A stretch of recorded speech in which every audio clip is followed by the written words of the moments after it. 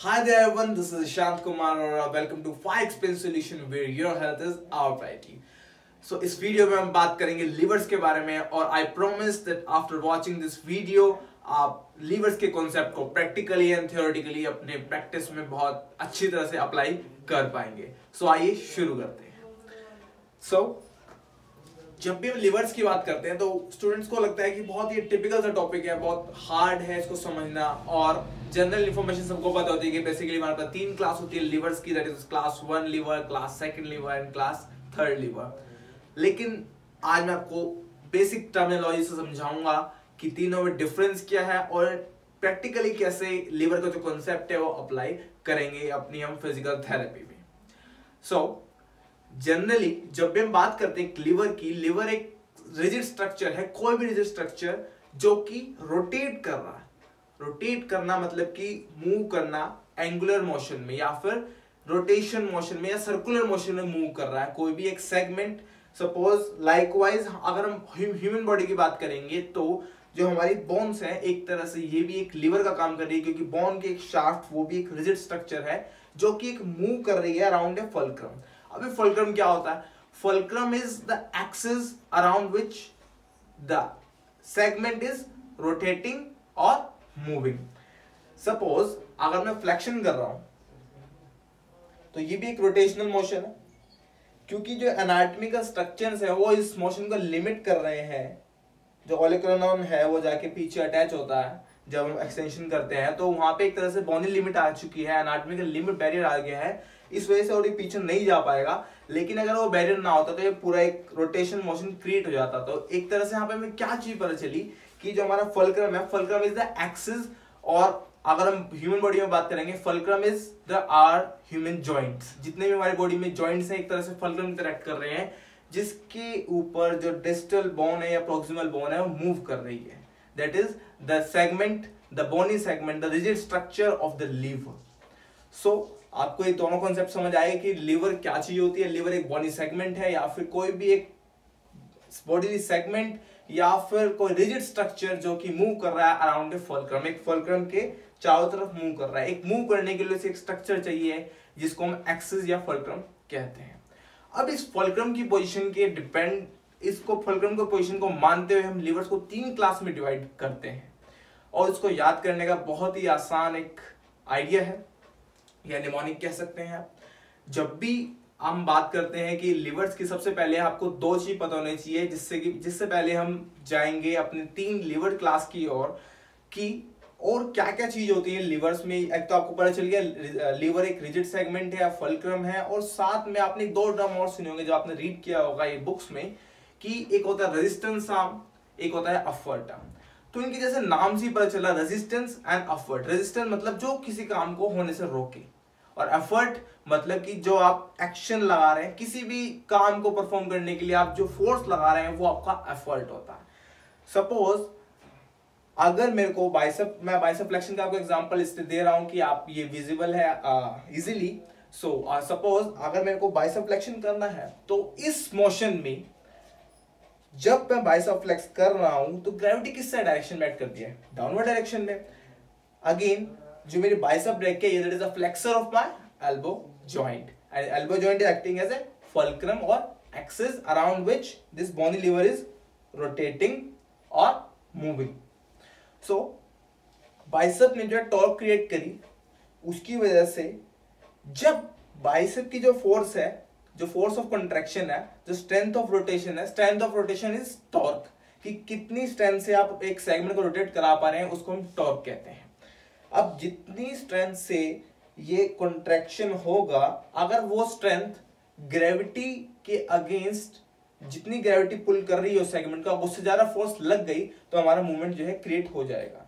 So upward will be this, and resistance कौन हुआ इस केस में? हमारी ग्रेविटी जो कि डाउनवर्ड डायरेक्शन में एक्ट कर रही है. So this is upward, this is fulcrum and this is downward acting gravity. So इसमें रेजिस्टेंस कौन हुआ? हमारी जो रेजिस्टेंस है वो ग्रेविटी क्रिएट कर रही है, एफर्ट हुई हमारी मसल से, और एफर्ट हमेशा जो लगेगा वो मसल के इंसर्शन पे लगेगा, जहां पे मसल इंसर्ट हो रही है. इसलिए आपको जनरल जो मसल की एनाटमी है, ऑरिजिन इंसर्शन, वो आपको क्लियर होना चाहिए जब भी आप लिवर कॉन्सेप्ट अपनी प्रैक्टिस में अप्लाई कर रहे हैं.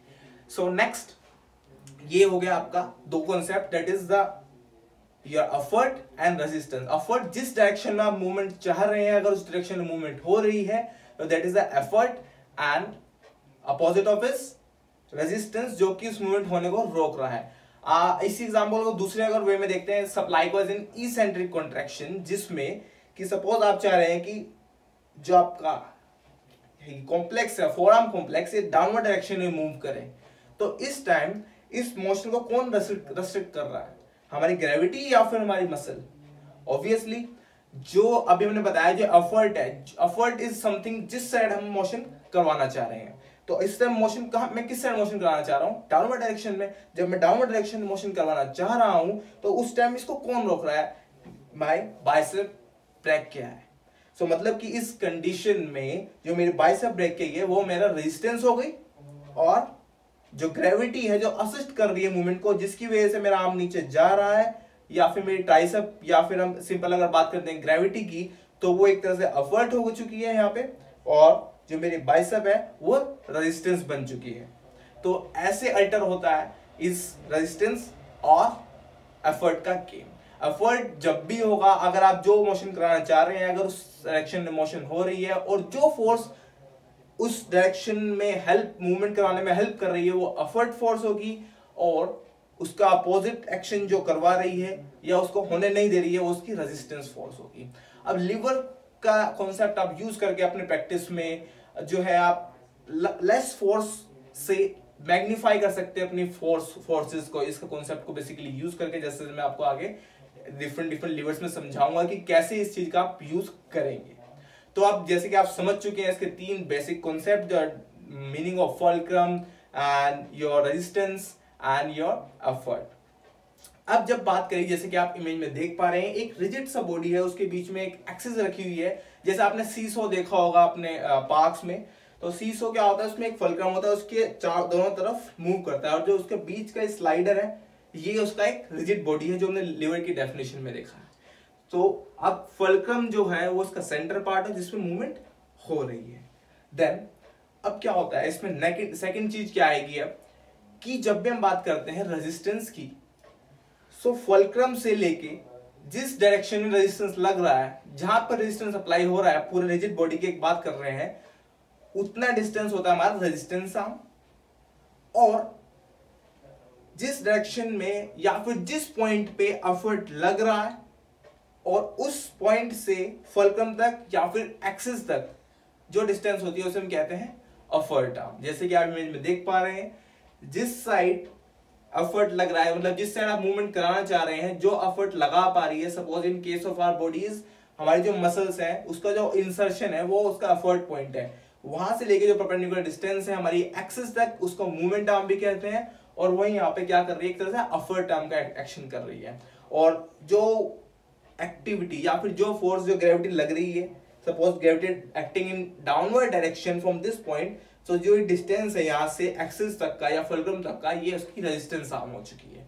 तो ये चार और कॉन्सेप्ट अब धीरे धीरे आप आगे बढ़ रहे हैं। अब हम बात करते हैं सबसे पहले तीनों क्लास के लीवर के बारे में, हम याद कर लेते हैं। बहुत लोगों को कंफ्यूजन रहता है कि इनको याद कैसे करें तीनों टाइप के लीवर को, कि कौन सा टाइप कौन सा है।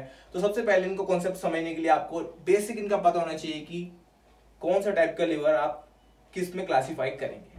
So हमारे पास, as you all know that we have three classes of livers or types of livers, that is type 1, type 2 and type 3। इनको याद करने के लिए आपको सिर्फ एक सिंपल सा एक तीन टर्म याद करनी है, that is F, R and E। F and R and E। F stands for fulcrum, R stands for resistance and E stands for effort। इन तीन अल्फाबेट्स का मैंने नाम लिया है, जब भी ये तीनों फुलक्रम, एफर्ट एंड रेजिस्टेंस, ये हमेशा सेंट्रली प्लेस्ड होंगे अपने रेस्पेक्टिव लीवर्स में। कैसे? जब हम बात करेंगे टाइप 1 लीवर की, उसमें फुलक्रम सेंटर में होगा। जब टाइप 2 लीवर की बात करेंगे उसमें हमारा रेजिस्टेंस सेंटर में होगा। जब टाइप 3 की लीवर की बात करेंगे उसमें हमारा एफर्ट सेंटर में होगा। तो F, R, E in the middle of their respective levers. Type 1 में कौन होगा मिडिल में? Your fulcrum. टाइप 2 में आपका रेजिस्टेंस एंड टाइप 3 में एफर्ट। तो ऐसे करके आप तीनों लीवर्स को याद कर सकते हैं और उनके जो रेस्पेक्टिव कंपोनेंट है हमारे एक लीवर में पर्टिकुलर 3 चीजें होती हैं, एफर्ट, रेजिस्टेंस एंड फुलक्रम। उसके बेस पे हम जो हमारा लीवर्स है इनको क्लासिफाई करते हैं 3 स्टेजेस में। सो आई होप आप अब समझ चुके होंगे और आपको अब याद करने की इसको बिल्कुल जरूरत नहीं पड़ेगी। सिंपल आपको एक टर्म याद करना है एफ, आर एंड ई, और उससे आप अपना समझ जाएंगे कि एफ के अलावा अब 2 कंपोनेंट कौन से बचे फुलक्रम के अलावा, ये रेजिस्टेंस एंड एफर्ट। सेकंड में क्या चीज है, आर, रेजिस्टेंस। रेजिस्टेंस के अलावा 2 चीज क्या बची, फुलक्रम एंड एफर्ट। तो एक एंड पे फुलक्रम होगा एंड दूसरे एंड पे आपका एफर्ट होगा। Likewise in type third that is E, so effort जो उसमें क्या है, जो भी टर्म बताया वो सेंट्रल प्लेस्ड है, तो बीच में अगर एफर्ट है तो उसके दोनों एंड जो है हमारे जो बॉडी लीवर के या फिर जो हमारा बॉडी जो सेगमेंट है लीवर का, उसमें एक साइड क्या होगा, जब बीच में एफर्ट आया तो एक साइड हमारा फुलक्रम होगा और दूसरी साइड हमारा रेजिस्टेंस होगा। सो ऐसे आप तीनों टाइप्स के लीवर को क्लासिफाई और याद कर सकते हैं। अब हम इनके एग्जांपल्स की तरफ आते हैं कि कैसे अप्लाई करेंगे लीवर का कॉन्सेप्ट हम, और कैसे हमारी बॉडी में जो है डिफरेंट जो मसल है वो डिफरेंट टाइप्स का लीवर फॉर्म कर रही है। हमारी बॉडी में जितने भी टाइप की मसल एक्शन हो रहे हैं, मोस्ट ऑफ द टाइप जिनमें डिस्टल सेगमेंट का मूवमेंट हो रहा है वो टाइप थर्ड या क्लास थर्ड लीवर्स हैं। Basically, almost many of the muscles in our body are following the rule of concept of type third liver, जिसमें हमारा FRE, that is E, effort is in the middle of your resistance and fulcrum। जो आपका effort है वो बीच में है और आपका resistance and your fulcrum और axis are on the different or both ends of your body liver। So हम बात करते हैं पहले हम टाइप थर्ड क्लास लीवर की। तो टाइप थर्ड क्लास जो लीवर है, बेसिकली जितने भी कॉन्ट्रैक्शन हो रहे हैं जहां पे कॉन्सेंट्रिक कॉन्ट्रैक्शन हो रहा है, मोस्ट ऑफ द केसेस में टाइप थर्ड लीवर होता है। फॉर एग्जांपल अगर आप बात करते हैं दोबारा से अपने बाइसेप ब्रैकियाई की, जिसका इंसर्शन आपके यहाँ पे बाइसेप्टल एपेंडिनोसिस में हो रहा है, superior aspect of your ulna and radius, and जब वो यहाँ पे आके इंसर्ट हो रही है और पीछे जिस जॉइंट पे वो एक्ट कर रही है, your elbow joint. Elbow joint जो है यहाँ पे एक्ट कर रहा है एक तरह से फुलक्रम की तरह या फिर एक्सिस की तरह, और जो हमारी मसल का इंसर्शन है वो जॉइंट के बाद है, मतलब कि एफर्ट कहाँ पे है, जॉइंट के बाद। और रेजिस्टेंस क्या है, ये पूरा आर्म जो है रेजिस्टेंस, जब मैं हाथ को फ्लेक्स करूंगा तो ये पूरा जो वेट है इस पे ग्रेविटी एक्ट हो रही है और ये पूरे एक तरह से क्या काम कर रहा है, हमारे रेजिस्टेंस का काम कर रहा है। तो इसको आप मेजर कर लेंगे, जहां पे बेसिकली जब हम बात करते हैं रेजिस्टेंस की, एक जो हमारा बोनी लीवर होता है उसके बेसिकली जो सेंटर ऑफ मास होता है एक पर्टिकुलर चीज का, या कोई भी आप सेगमेंट की बात कर रहे हैं, वो पॉइंट होता है जहां पे वो बैलेंस हो जाती है। तो आप सेंटर ऑफ मास जो है बेसिकली मिडल में ही होता है। बहुत सारी कंपोनेंट्स का आप अगर बात करते हैं, तो अगर आप बात करते हैं कि सपोज इस जो हाथ को फ्लेक्स कर रहा हूं उसका सेंटर ऑफ मास यहाँ पे है। सेंटर ऑफ मास मतलब जहां पे ग्रेविटी एक्ट कर रही है डाउनवर्ड डायरेक्शन में, और वो मेरी मूवमेंट के लिए रेजिस्टेंस क्रिएट कर रही है। अगर मैं चाह रहा हूं फ्लेक्स करना, तो अब ग्रेविटी जो है उसको रेसिस्ट कर रही है और मेरी जो बाइसेप्स ब्रैकियाई है वो यहाँ पे इंसर्ट हो रही है और वो करवा रही है फ्लेक्शन, किसके अगेंस्ट, ग्रेविटी अगेंस्ट। और ये बोनी लीवर है और फुलक्रम क्या है हमारा, elbow joint. So this is fulcrum, this is insertion, ऐसे कि जैसे कि आप इमेज में देख रहे हैं, और ये रहा आपका gravity that is in downward direction. तो यहाँ पे एफर्ट कौन हुआ, आपका बाइसेप ब्रैकियाई का, और इंसर्शन फुलक्रम हुआ आपका एल्बो जॉइंट, और ग्रेविटी हुई आपका रेजिस्टेंस।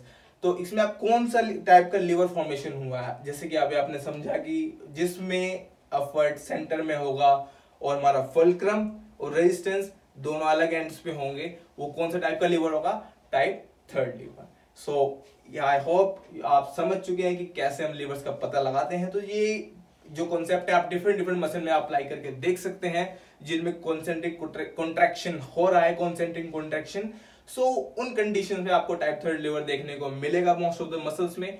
लेकिन अब इसके बाद आते हैं एक इंपॉर्टेंट कॉन्सेप्ट पे, जिसपे हम बात करते हैं टाइप सेकंड लीवर की। अब जैसे कि हमने अपने निमोनिक से याद किया है कि जो हमारा टाइप सेकंड लीवर होता है उसके अंदर जो सेंटर वाला पोर्शन होगा वो फॉर्म करेगा हमारा FRE, that is R means resistance. तो रेजिस्टेंस जो है आपका उस मिडल में आएगा, और उसके काउंटर पार्ट्स कौन कौन है, एक लीवर के फुलक्रम एंड एफर्ट, वो दोनों एंड्स पे आएंगे।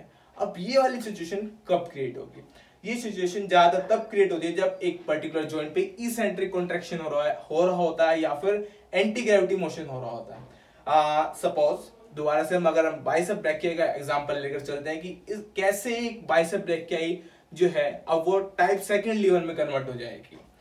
सपोज अब जो मैं चाह रहा हूं कि मेरी जो एल्बो जॉइंट है वो एक्सटेंशन में जाए। This is my bony lever again, this is the insertion of the muscle and this is the elbow joint, basically the fulcrum on which the movement is happening, on which the rotation is occurring। जिस axis पर rotation हो रहा है, ठीक है, वो हो गया हमारा एल्बो जॉइंट। मसल का इंसर्शन जो हुआ है बाइसेप्टियल एपिनेरोसिस के साथ हमारे सुपीरियर एस्पेक्ट ऑफ अल्ना पे, एंड मोशन किस साइड हो रहा है इस बार, डाउनवर्ड डायरेक्शन में। डिजायर्ड डायरेक्शन क्या है मोशन की, डाउनवर्ड डायरेक्शन। तो मैंने जैसे कि आपको अभी पहले समझाया है कि जिस डायरेक्शन में मूवमेंट होगी वो फोर्स आपकी कौन सी होगी, अपवर्ड, एंड जो उस मूवमेंट को रेस्ट्रिक्ट कर रहा होगा वो बन जाएगी रेजिस्टेंस। सो इस डायरेक्शन में जाकर मैं सपोज इसेंट्रिक कॉन्ट्रैक्शन करना चाह रहा हूं, तो अब इस कंडीशन में जो ग्रेविटी है या फिर जो डाउनवर्ड पुलिंग फोर्स है वो बन गई मेरी अपवर्ड, और इसको कौन रेस्ट्रिक्ट कर रहा है, ये force, that is the bicep brachii restricting the movement that I want to do in downward direction। So अगर मैं ऐसे मोशन करना चाह रहा हूँ इसेंट्रिकली, इस कंडीशन में जो बाइसेप ब्रैकिया है वो रेसिस्ट कर रही है मूवमेंट को, तो यहाँ पे अब ये अपवर्ड नहीं रही, अपवर्ड की जगह क्या बन गई, रेजिस्टेंस, और मेरे मोशन की साइड हो रहा है डाउनवर्ड डायरेक्शन में। तो अपवर्ड वो मोशन होता है या अपवर्ड उस डायरेक्शन में होता है जो आप जिस डायरेक्शन में मूवमेंट करवाना चाह रहे हैं, और जो फोर्स उस मोशन को क्रिएट कराती है उसको अपवर्ड फोर्स कहते हैं, और वहीं से हम अपवर्ड आर्म में निकालते हैं। तो इस कंडीशन में क्या हुआ कि जब आप इसेंट्रिक कॉन्ट्रैक्शन कराना चाह रहे हैं तो आपकी जो ग्रेविटी है वो डाउनवर्ड डायरेक्शन में है और वह एफर्ट काम कर रही है, क्योंकि आपका जो डिजायर्ड मूवमेंट है वो डाउनवर्ड डायरेक्शन में ही है। इस कंडीशन में आपकी बाइसेप ब्रैकिया की रेजिस्टेंस बन चुकी है। तो अब कौन सा टाइप का लीवर क्रिएट हुआ, अब अगेन अब क्या हुआ इस कंडीशन में कि this is your fulcrum, now bicep brachii is resistance, क्योंकि आपके मूवमेंट को रेसिस्ट कर रही है, आर आया बीच में, और ये कौन हुआ जो डाउनवर्ड डायरेक्शन मूवमेंट करवा रहा है, डाउनवर्ड डायरेक्शन में, दिस इज योर ग्रेविटी और your upward. So fulcrum, resistance and upward, ये कौन सा टाइप का लीवर क्रिएट हुआ, एफ एंड आर एंड ई।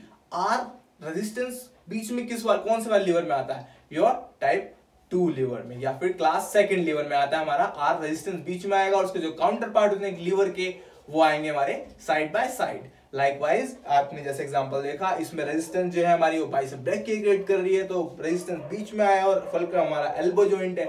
हमेशा कोई ना कोई जॉइंट एक फल्क्रम क्रिएट करता है जब भी हम बोन में या फिर अपने स्केलेटल सिस्टम में लीवर्स की बात करते हैं। और डाउनवर्ड डायरेक्शन हमारा क्या डायरेक्शन मोशन हो रहा है, तो दैट इज आवर अपवर्ड, और अपवर्ड फोर्स कौन सी हुई इस बार, हमारी ग्रेविटी। अब आता है हमारा टाइप थर्ड लीवर।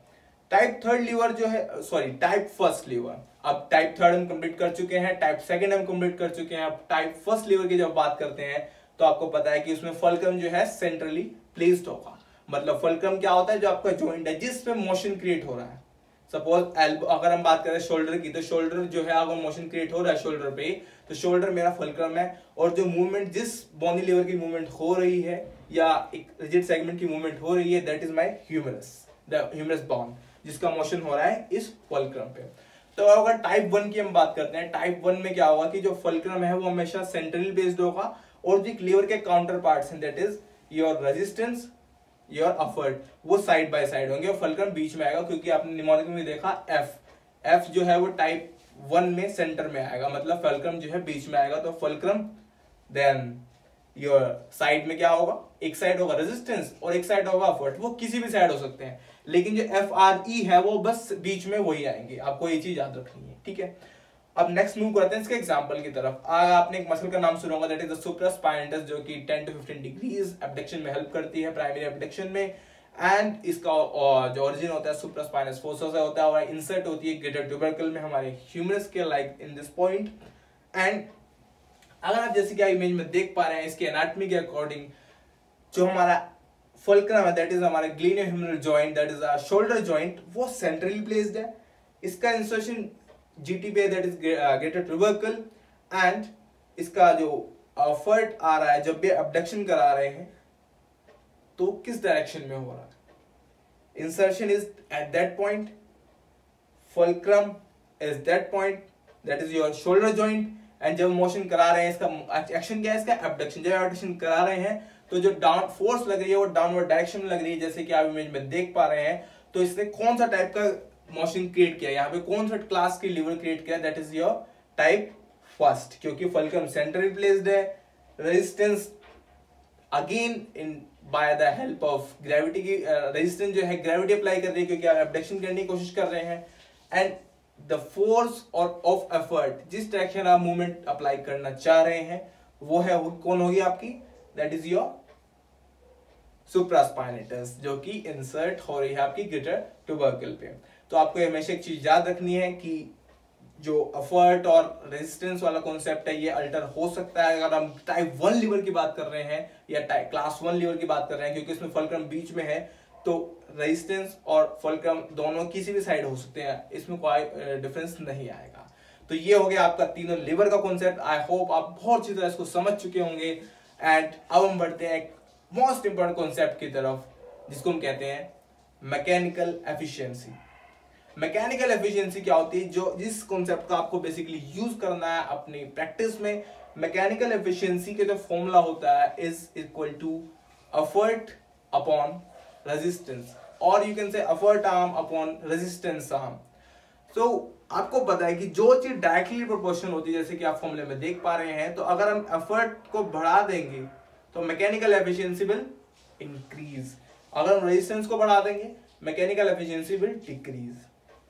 तो इसका रेशियो निकाला जाता है।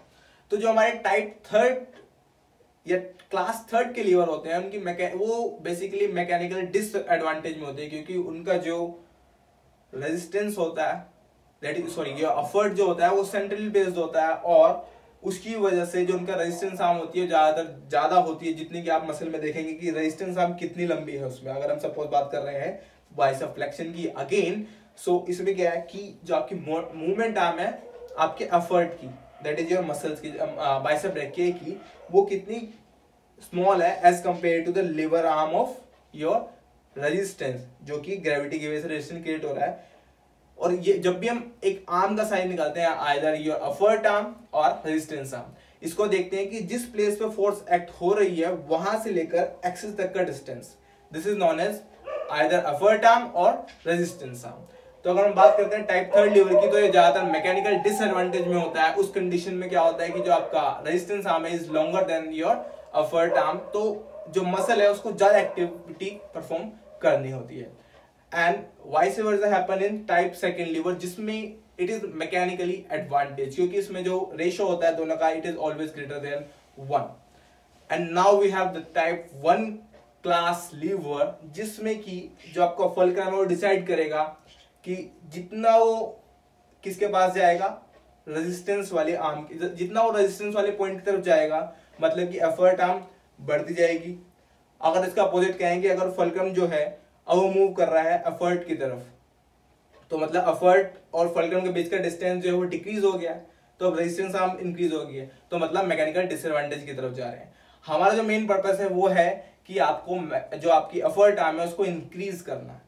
जब आप एफर्ट आर्म को इंक्रीज कर लेंगे मतलब डिस्टेंस जो है आपका जॉइंट से या फिर फल्क्रम से आपके एफर्ट का, अगर आप उसको इंक्रीज कर लेंगे तो आपको इजीली मूवमेंट परफॉर्म कर पाएंगे लेस फोर्स से। आपको एक मैं एक्टिविटी देता हूं जिसको आप परफॉर्म करके आपको ये कॉन्सेप्ट बहुत अच्छे से समझ आ जाएगा, और आई होप आप ये समझ चुके होंगे कि मैकेनिकल जो एफिशिएंसी इसका क्या मतलब होता है, ये किसका रेशियो होता है। एंड अब जो आपको एग्जांपल बताने जा रहा हूं, जब आप इसको अप्लाई करके देखेंगे तो आप इसके पूरे कॉन्सेप्ट को और अच्छी तरह समझ जाएंगे। आपको क्या एक्टिविटी परफॉर्म करनी है कि आपको एक गेट, आपके घर में कोई भी हिंज्ड गेट होगा उसके पास जाना है और आपको गेट पे 3 पॉइंट मार्क करने हैं। सबसे पहले आपको क्या करना है कि आपको गेट का जो कॉर्नर है वहां से गेट को मूव करके देखना है। फिर आपको धीरे धीरे जो गेट का हिंज है, जहां से वो गेट दरवाजे जो दीवार के साथ या फिर जो स्ट्रक्चर होता है उसके साथ जुड़ा हुआ है हिंज के थ्रू, अब आपको धीरे धीरे उसके पास जाना है। तो जितनी पास आप गेट के जाएंगे उतना एफर्ट आपको उतना ज्यादा लगाना पड़ेगा गेट को ओपन या क्लोज करने के लिए। उसको खोलने या बंद करने के लिए, गेट को मूव करने के लिए उतना फोर्स ज्यादा लगाना पड़ेगा। और जितना आप हिंज से दूर आएंगे उतना ही फोर्स आपको कम लगाना पड़ेगा। अगर आप गेट को बिल्कुल किनारे से पकड़ेंगे, जितनी दूर हिंज से आप जाएंगे उतना आपको कम फोर्स लगाना पड़ेगा। ऐसा क्यों हुआ?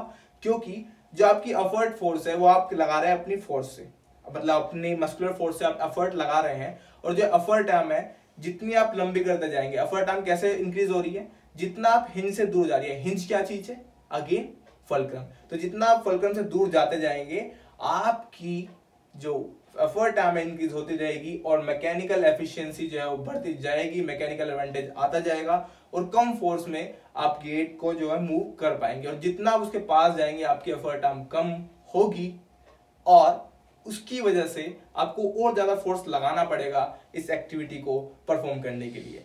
तो आप इन्हीं कॉन्सेप्ट्स का यूज कर सकते हैं अपने, जब भी आप कोई भी थेरापेटिक इंटरवेंशन यूज कर रहे हैं लाइक स्ट्रेचिंग एक्सरसाइज, और पेशेंट को जो मूव करना होता है तो उन कंडीशंस में आप यही एफर्ट आर्म और रेजिस्टेंस आर्म का कॉन्सेप्ट यूज करके इजीली पेशेंट को मोबिलाइज या मूव कर सकते हैं।